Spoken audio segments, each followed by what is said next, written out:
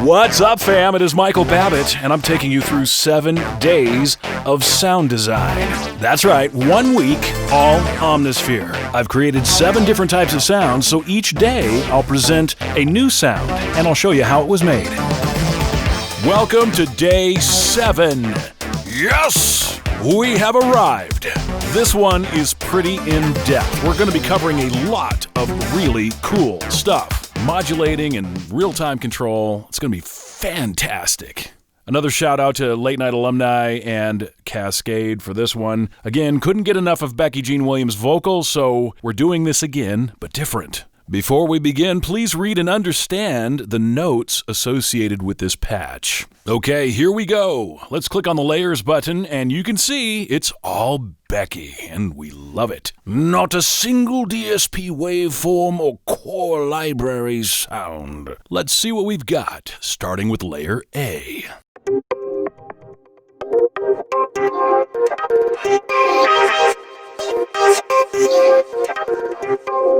Aha! You must realize by now we're using the arpeggiator for this entire patch.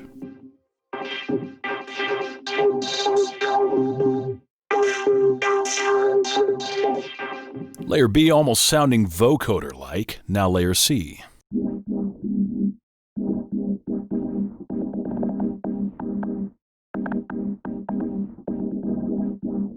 Layer C with a rounder attack, now let's hear Layer D.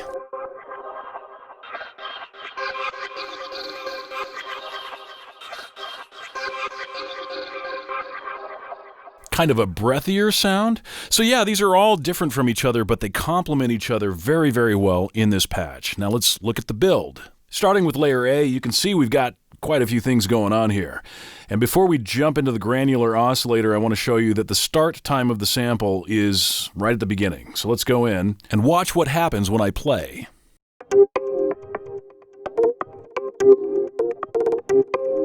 Notice how the playheads of the granular oscillator are jumping around in that sound source. And that is because we're using velocity to control the position of the playheads. And this is where the arpeggiator comes into play. So let's go in there and take a look here. You can see the velocity is primarily being affected by the arpeggiator. And by that I mean specifically those graphical levels you can see there right now. All right, let's go back out to Layer A and take a look at the filter section. I've got a low-pass filter. This is a crisp 12 dB. And remember, the blue lines indicate there's a modulation source, which we can see by right-clicking or command-clicking in Show Modulation. In this case, the modulation wheel is controlling the cutoff.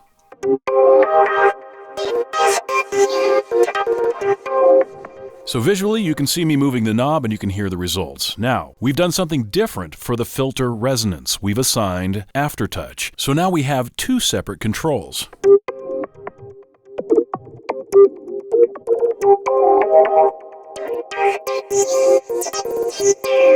So in addition to controlling the filter cutoff using the modulation wheel, we now have the benefit of adding filter resonance simultaneously. All right, let's check out Layer B. Here, you can see that we're not using the granular oscillator, but we are modulating the start time of that sound source using the modulation wheel. I want to point out that the target is inverted. This means that it's going to modulate in the opposite direction than it does normally.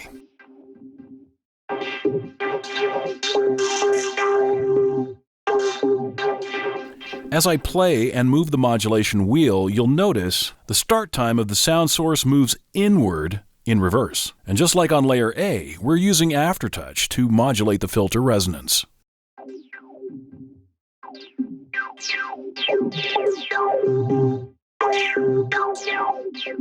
It's almost impossible to see it from the overhead cam, but I am pressing the key down for Aftertouch. Really quickly, let's jump into the effects settings for Layer B, and I want to show you I've got 2 additional filters added, a power filter and an envelope filter. Notice the cutoff knob is highlighted blue. This is because I'm modulating it with Mod Wheel. Let's turn both off and then on so you can hear the difference.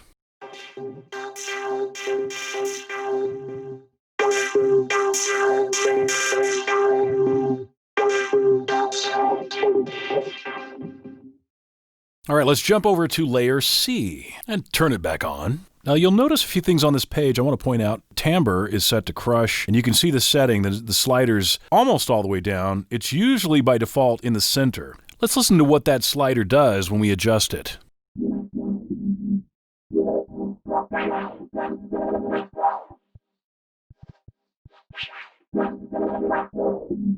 I thought you might find that interesting, and you can see where it's set. It's giving me a little bit of a darker sound. Moving down now to the start time of the sound source, you can see I've got it bumped in just a little bit so that it plays from a desired point in that sound. And then on this layer, I've dropped it down 1 octave, so you can see the other layers are all 0. This is -12. And as I often like to do, we've got the filter cutoff being modulated by the modulation wheel.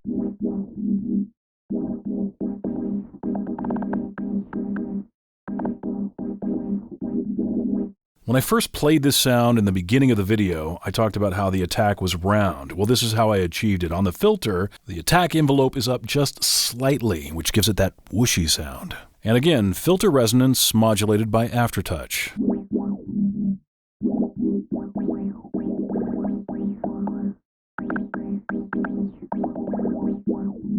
Kind of makes it sound liquidified. Okay, let's pop into layer D now. And you'll see we've done something different with the start time of the source sound. We are using LFO1 to modulate the sample start. And if I click on the LFO knob, you can see at which rate it is modulating. And of course, we can see that over here on the left as well.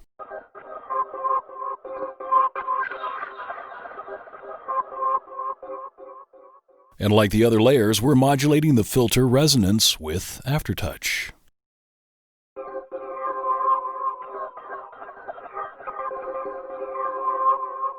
Not quite as pronounced as the other layers, but nonetheless, it's there. Let's get into some deeper stuff. Let's jump into the effects screen and to layer D. You can see I've added a power filter here, and I am modulating it with a modulation wheel.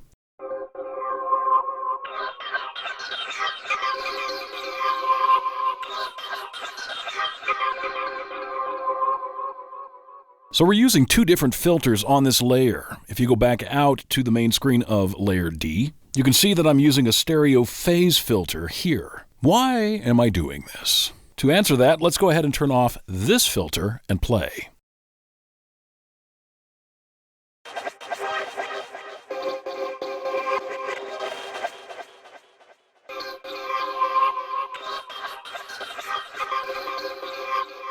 So now you can hear the satisfying swirly sound that the stereo phase filter fulfills. Okay, now that we've covered every layer, let's go ahead and turn them all on. And then we're going to jump into the arpeggiator because this is where the party is happening.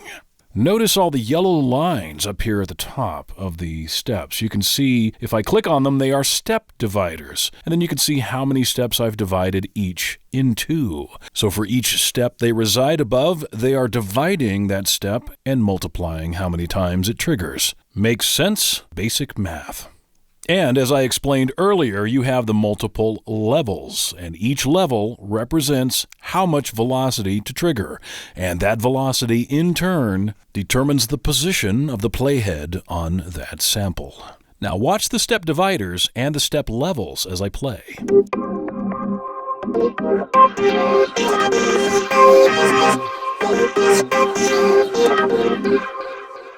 Are you getting the picture? Finally! Now, watch what happens if we just shove in here a whole bunch of new random arpeggiator steps. Dogs and cats living together, mass hysteria!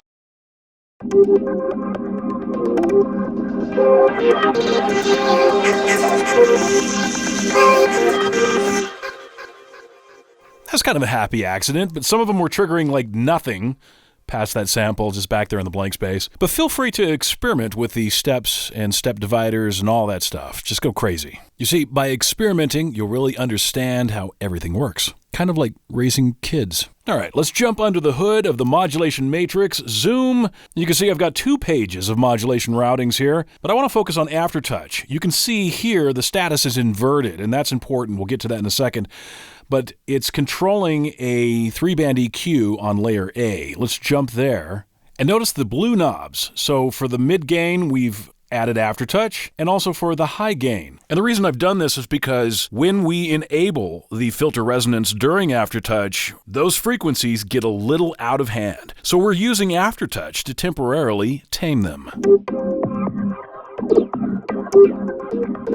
Another really cool and useful modulation trick in Omnisphere. And here's another one. I've added a foot controller as a modulation source. So if you have one, then I highly suggest you give this a try. The foot controller is allowing us real-time control of the radio delay. And you can see here that I've got the radio delay's high-pass filter being modulated by LFO2, which is running all the time. But you can't hear it until you open it up with your foot controller. Inside the effects screen on the auxiliary page, we can see we've got a radio delay and the high-pass filter knob being modulated by LFO2. And you can see it up there just pulsing. It's set to sync to tempo at quarter notes. You can see by this blue line that we are modulating the effects mix with our foot controller. And if we pop into the drive page of the radio delay, you can see I've turned on the feedback loop and I'm modulating the drive knob with the foot controller as well. So to recap, the foot controller is modulating the radio delay mix, the feedback, and the drive. Got it? Now, for the sake of visuals, let's show modulation for the high-pass filter knob. And now you can see it pulsing there on the left, where I will make some adjustments while I play and use the foot controller.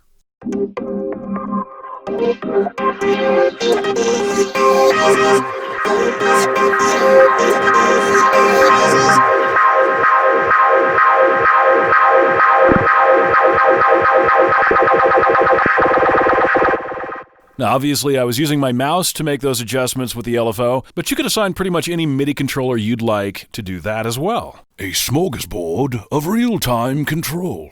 Yes. Now let's look at layer A's effects settings. You can see I've got a little bit going into the aux send. We've already covered the modulation that's happening with the aftertouch on the EQ here, but it's worth noting that I've already taken out some mid and high range frequencies, and then aftertouch is further taming them. Precision compressor after that, and then the analog flanger to add motion.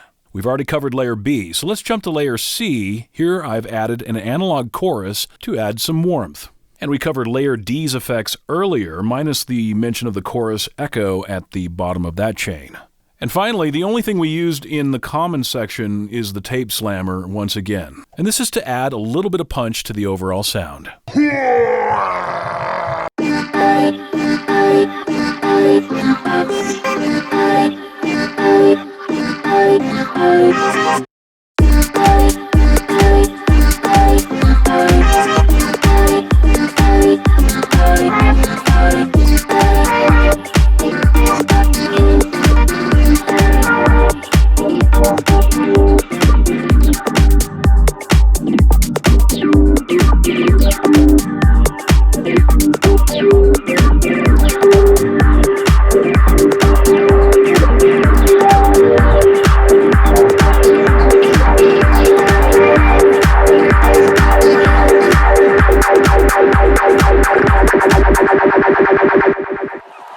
And there you have it, my Voxy ARP. Once again, special thank you to Late Night Alumni and Cascade for Becky's vocal from One Track Mind. That's all, folks. Last day of 7 Days of Sound Design. Thank you for joining me, Michael Babbitt. I will see you again next time we do this. Until then, virtual hugs.